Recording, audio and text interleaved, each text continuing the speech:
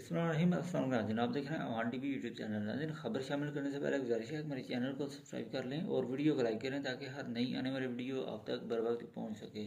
नाज़रीन, आज ज़िला गुजरात के एक सीनियर सियासतदान जिन्होंने गुजरात में कई दहाइयों पर मुश्तमिल जो वो सियासत की, गुजरात की सियासत में अहम किरदार अदा किया, कोटला बरदरान समेत ज़िला गुजरात के तमाम बड़े सियासी घरानों के साथ उनके अच्छे ताल्लुकात थे और उन्होंने उनके साथ मिलकर काम किया। साबिक एमपी चौधरी मोहम्मद अशरफ देवना आज 77 साल की उम्र में तवील अलालत के बाद वफात पा गए हैं।